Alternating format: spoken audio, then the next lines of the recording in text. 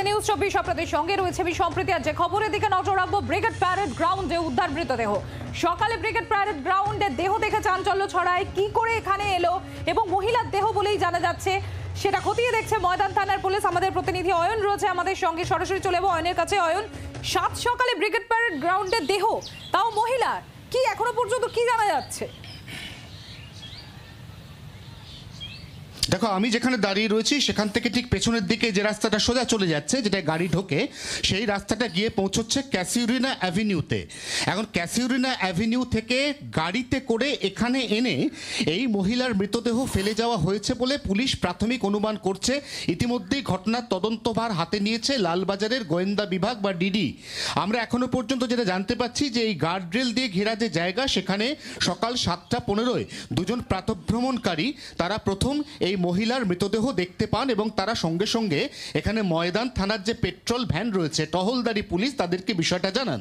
কিন্তু তাৎপর্যপূর্ণ বিষয়, টহলদারি পুলিশ গতকাল রাত 10:30টায় শেষবারের মতো এই ক্যাসিউরিনা অ্যাভিনিউ ধরে একদম সোজা ওই যে মেট্রোর ভিক্টোরিয়া মেমোরিয়াল স্টেশনের কাজ চলছে সেই পর্যন্ত টহল দিয়ে গেছে। তখন কিন্তু কোনো মৃতদেহ চোখে পড়েনি। অতএব তার থেকেও বেশি রাতে এই মৃতদেহটি এখানে ফেলে রাখা হয়েছে বা পার্ক করা হয়েছে, এমন একটা ধারণা পুলিশ উড়িয়ে দিচ্ছে না। এবং এই ধারণা পুলিশের আরো বদ্ধমূল হয়েছে, কারণ আমি এখন যেখানে দাঁড়িয়ে রয়েছি ঠিক সেখানে এই পুরনো বটগাছের নিচে একটা গাড়ির ব্যাকলাইট পাওয়া গেছে।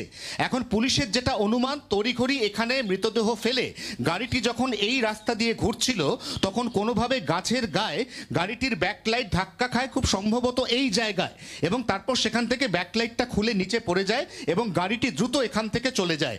ক্যাসিউরিনা অ্যাভিনিউ থেকে শুরু করে পার্ক স্ট্রিট পর্যন্ত যতগুলি সিসি ক্যামেরা লাগানো রয়েছে তাতে রাত্রি 10:30টার পর থেকে ভোর 6টা পর্যন্ত কোন কোন গাড়ির মুভমেন্ট এই ব্রিগেড প্যারেড গ্রাউন্ডের ভেতর পর্যন্ত হয়েছে সেটা একদিকে খতিয়ে দেখছে পুলিশ।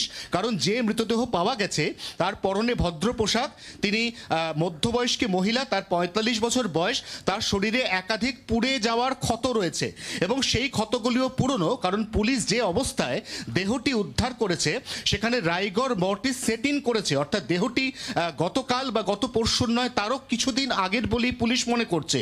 এতদিন দেহটি কোথায় ছিল এবং তারপর কোন পরিস্থিতির মধ্যে দেহটি এখানে ফেলে যাওয়া হলো, এই গোটা বিষয়টাই তদন্ত করে দেখছে ময়দান থানা এবং লালবাজারের গোয়েন্দা বিভাগ। সম্প্রীতি, এখনো পর্যন্ত মহিলার নাম পরিচয় কিছু জানা গিয়েছে? তুমি বললে যে 45 বছর বয়স বলে প্রাথমিক অনুমান পুলিশে। একেবারেই জানা যায়নি। আশপাশের কলকাতা লাগোয়া এবং কলকাতার মধ্যে থাকা সমস্ত থানাকে অ্যালার্ট দেওয়া হয়েছে এরকম ধরনের কোনো মিসিং মহিলা রয়েছেন কিনা। যদি এরকম কোনো মহিলা থাকে তাহলে তার বাড়িতে গিয়ে তার পরিচয় জানার চেষ্টা করার পরে পুলিশ এই মহিলার দেহ এবং সেই পরিচয় দুটোকে অ্যাসেম্বলেট করার চেষ্টা করবে। তদন্তের একেবারে প্রাথমিক ধাপে পুলিশ কিছু কিছু ফাইন্ডিং পেয়েছে, যে ফাইন্ডিংগুলো তোমাকে শেয়ার করলাম, এবং গোটা বিষয়টি আবারও বলছি, ইতিমধ্যেই তদন্তভার হাতে নিয়েছে কলকাতা পুলিশের লালবাজারের গোয়েন্দা বিভাগ। নজর রাখো অয়ন, আপাতত তোমাকে ধন্যবাদ।